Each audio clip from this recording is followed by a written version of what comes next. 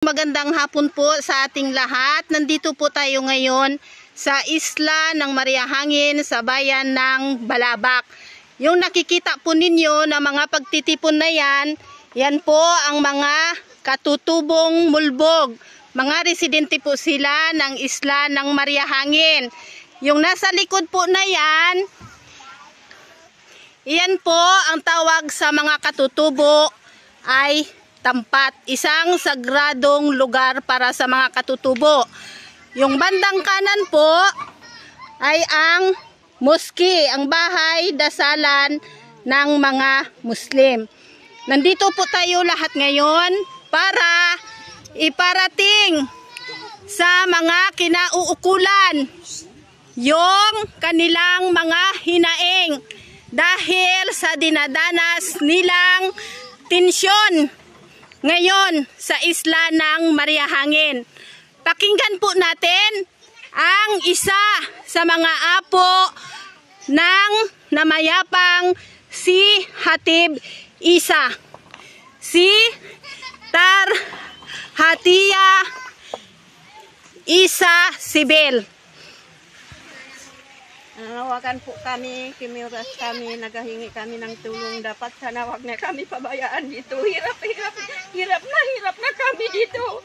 Ilang gabi na, pag nagabi na, wala kaming kain. Kahit mga anak namin hindi na makahanap buhay. Tapos may problema pa ako tungkol sa asawa ko, may sakit. Iniwan-iwanan ko lang doon. Karating namin lang. Nagpapahanap ng manggagamot. Tapos huwag niyo kami pabayaan dito. Tulungan niyo kami. Tulungan niyo talaga kami. Hirap na kami dito. Dapat hindi mo kami...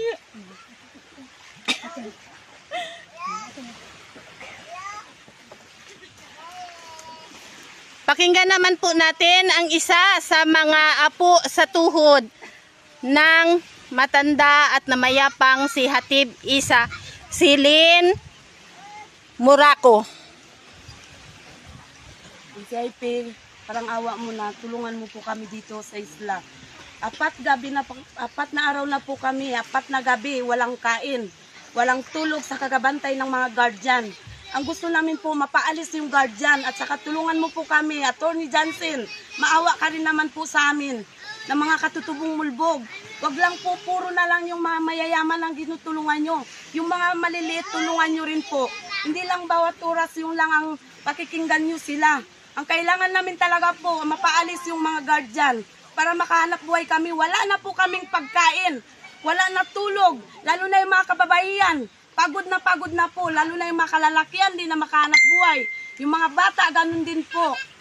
Hindi na sila makapag-aral, kailangan namin po silang tulungan. Attorney Johnson, tulungan mo talaga kami.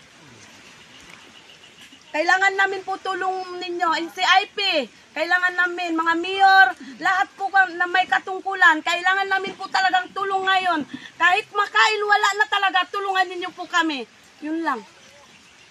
Pakikinggan naman po natin ang isa din po sa mga